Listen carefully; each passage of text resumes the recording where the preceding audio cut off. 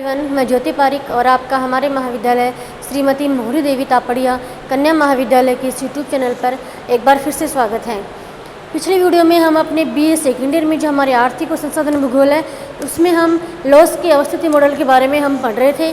और लॉस के मॉडल में हमने देखा था कि लॉस ने अपने मॉडल के प्रस्तुत करने के लिए जो मान्यताएं मानी थी उन मान्यताओं के बारे में हमने पढ़ लिया था। और हमने इस बारे में पढ़ा था कि लॉस ने अपने सिद्धांत में सर्व प्रमुख जो प्रधानता थी वो दी मांग को। लॉस ने अपने सिद्धांत में सर्वाधिक महत्वपूर्ण जो बात मानी वो क्या थी? मांग। लॉस ने बताया कि अधिकतम लाभ कमाने के लिए मांग होना आवश्यक है।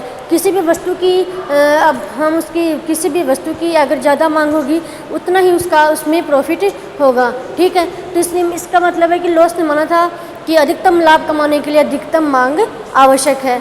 ठीक है, और आज हम इसी सीरीज़ में हम आगे बढ़ते हैं और आगे हम देखते हैं कि बसाव का षटकोणीय प्रतिरूप, मतलब जो भी इंडस्ट्री है उन इंडस्ट्री के बसाव के लिए जो महत्वपूर्ण जो स्थल है उसके बारे में हम पढ़ते हैं। तो देखिए, हम शुरू करते हैं। बसाव का षटकोणीय प्रतिरूप में हम देखते हैं कि जैसे मान लीजिए कोई कंपनियां हैं। ठीक है, जैसे मान लीजिए ये कंपनी ए है। ठीक है, ये यहाँ पे स्थापित हो गई और इस कंपनी ने यहाँ पे अपना जो प्रोडक्ट है वो यहाँ पे उत्पादित कर रही है और अपने प्रोडक्ट को ये यहाँ पे बेच रही है। देख लिए, तो इसका ये पूरा क्राइटेरिया हो गया कि ये कंपनी यहाँ पे आ रही है और इसने यहाँ तक अपने प्रोडक्ट को इसने यहाँ तक बेचा है।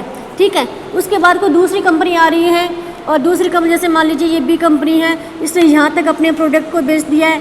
ठीक है, इसका ये क्राइटेरिया है। उसके बाद ये सी कंपनी है। ठीक है, और इसका जो क्राइटेरिया है वो ये है, यहाँ तक ये कंपनी अपने माल को बेच रही है, अपने प्रोडक्ट को यहाँ तक बेच रही है या फिर ये यहाँ तक सर्विस दे रही है। ये डी कंपनी है, इसका क्राइटेरिया ये हो गया। और जो ये डी कंपनी है, ठीक है, उसके बाद अगली जो कंपनी है वो ई है। ठीक है, और इसका क्राइटेरिया ये है, यहाँ तक ये अपनी जो प्रोडक्ट उसका सर्विस दे रही है। उसके बाद एफ और जी, इसका मतलब ये सभी जो कंपनी पास में आके स्थापित हो गई है, उन्होंने अपने प्रोडक्ट को इस क्षेत्रों में अपने प्रोडक्ट को उन्होंने बेचा है और इनका ये क्राइटेरिया है। ठीक है, तो हमने ये देखा कि ये कंपनी इतने क्षेत्र को प्रभावित कर रही है, लेकिन इनके बीच में कुछ क्षेत्र जैसे छूट रहा है। जैसे देखिए, ये क्षेत्र है, इनके बीच में ये क्षेत्र, ये ऐसे क्षेत्र हैं जहाँ पर कोई भी कंपनी अपनी सर्विस नहीं दे पा रही है। ठीक है, तो ये जो बीच के जो छूटे हुए क्षेत्र हैं इनको कोई भी कंपनी सर्विस नहीं दे पा रही है। तो ऐसा तो नहीं है कि मतलब ये जो क्षेत्र है वो बिना सर्विस के रह जाएं, तो फिर ये क्षेत्र वो कहाँ से सर्विस ले, कहाँ से अपन कोई प्रोडक्ट खरीदे। तो इनके लिए फिर आगे हम देखते हैं कि ये जो कंपनियां हैं उनकी अलग स्थिति हो जाए। उनकी स्थिति हम इस प्रकार से देखें कि जैसे मान लीजिए ये ए कंपनी है, ये बी है, सी है, डी, ई, एफ और जी, ये सभी कंपनियां हैं। ठीक है, और इसको अब ऐसे स्थापित होना है कि जैसे कि कोई भी क्षेत्र अब उसकी सर्विस में नहीं छूटे। तो ये कंपनियाँ क्या करेगी, एक दूसरे में ओवरलैप हो जाएगी, बिल्कुल पास हो जाएगी। पास होने से ये ऐसी स्थिति इनकी बन गई कि ये इतनी ही ज़्यादा ओवरलैप हो गई कि एक क्षेत्र के अंदर दूसरा क्षेत्र भी समावेश हो रहा है। जैसे ये एक जो कंपनी है उसके जो इतने सारे जो इसके जो ये क्षेत्र हैं, इन क्षेत्रों में और कंपनियाँ अधिकृत हो रही है। तो ऐसा भी नहीं होगा कि अगर ऐसे भी कंपनी एक दूसरे में अधिकृत हो जाएगी तो यहाँ पे एक्स्ट्रा जो प्रतिस्पर्धा है वो इनमें बढ़ जाएगी। तो ये भी इसके लिए उनकी अवस्थिति के लिए सही नहीं होगा, क्योंकि ये भी नहीं है कि अगर कोई क्षेत्र छूटे, ऐसा भी नहीं है कि कोई क्षेत्र किसी चीज़ के किसी भी प्रोडक्ट को वो प्राप्त नहीं कर सके। और अगर ऐसा हो गया, ऐसी स्थिति बन गई तो क्या होगा कि किसी भी कंपनी के बीच में, जैसे मान लीजिए इन सभी कंपनियों के मध्य आपस में अधिक प्रतिस्पर्धा हो जाएगी, क्योंकि एक ही क्षेत्र, जैसे मान लीजिए ये क्षेत्र है, ये जो मैं डार्क लाइन कर रही हूँ, ये क्षेत्र है, वो दोनों कंपनियों के सर्विस में आ रहे हैं। ये एक कंपनी में भी आ रहे हैं और इनकी जो अलग अलग क्राइटेरिया है इनमें भी ये आ रहे हैं। तो ऐसा होने से भी क्या होगा कि एक ही क्षेत्र में ऐसा भी यह होगा कि ये इधर भी जा सकती है, ये क्षेत्र इधर भी सर्विस ले सकते हैं और इधर भी सर्विस ले सकते हैं। तो ऐसा भी इनके लिए अच्छा नहीं रहेगा। ठीक है, ये इंडस्ट्री के लिए फ़ायदेमंद नहीं रहेगा। तो ऐसी स्थिति भी, ऐसी लोकेशन भी इंडस्ट्री के लिए फ़ायदेमंद नहीं रहेगी। तो क्या किया जाए कि कोई भी क्षेत्र किसी भी सर्विस के लिए छूटे भी नहीं और सभी को सर्विस भी मिल जाए और कोई प्रतिस्पर्धा भी नहीं बढ़े। तो इसके लिए क्या करना चाहिए कि इंडस्ट्री की जो स्थापना है वो इस तरीके से करनी चाहिए, मतलब षटकोणीय रूप में। षटकोणीय रूप में अगर इंडस्ट्री की स्थापना की जाए तो कोई भी कंपनी है वो कोई भी मतलब किसी कंपनियों के मध्य आपस में प्रतिस्पर्धा भी नहीं होगी, क्योंकि कोई भी कंपनी किसी क्षेत्र को ओवरलैप भी नहीं करेगी। जैसे मान लीजिए कोई कंपनी है, ठीक है, जैसे मान लीजिए एक कंपनी है, उस एक कंपनी के अंदर दो क्षेत्र भी नहीं आएंगे, ठीक है, और कोई भी क्षेत्र आपस में छूटेगा भी नहीं।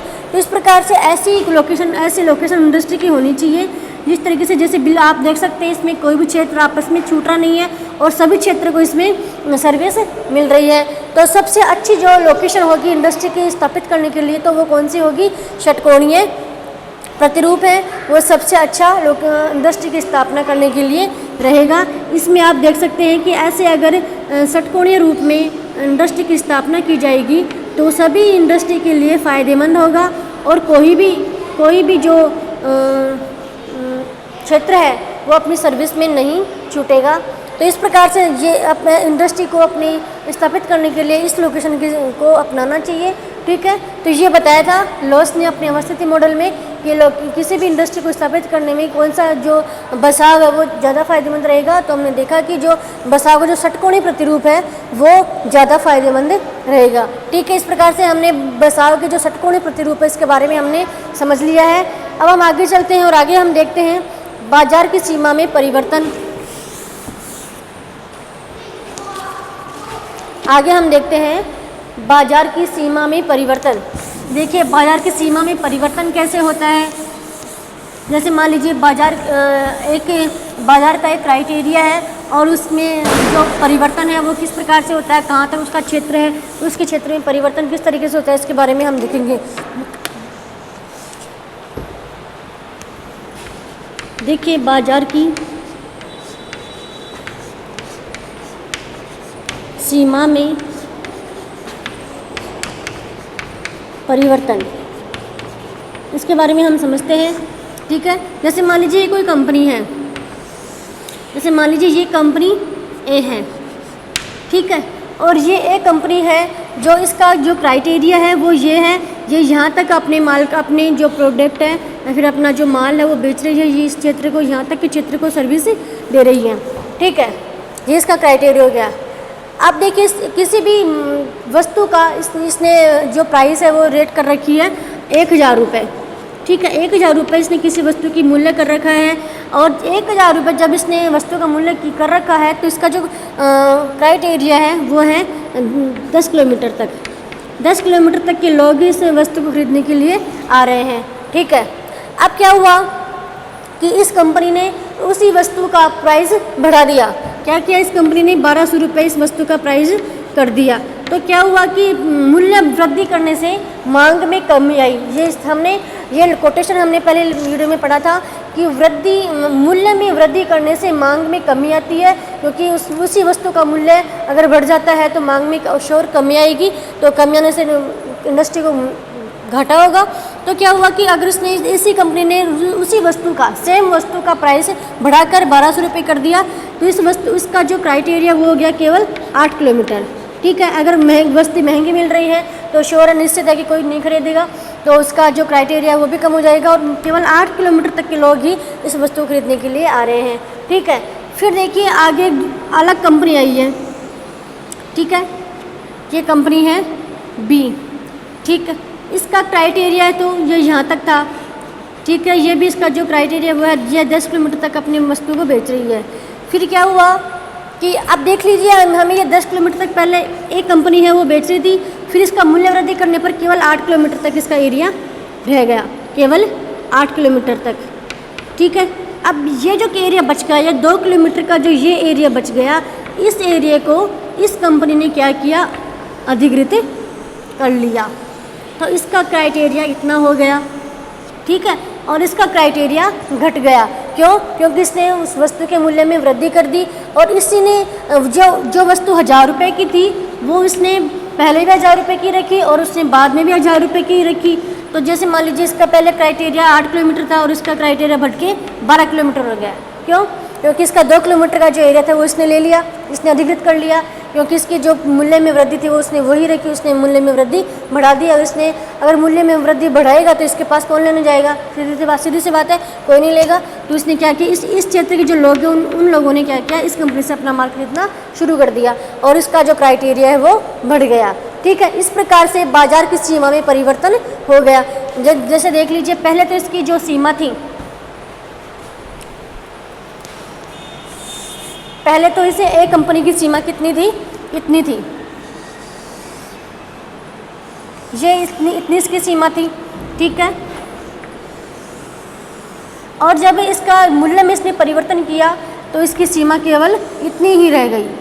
ठीक है, केवल इसकी सीमा इतनी ही रह गई।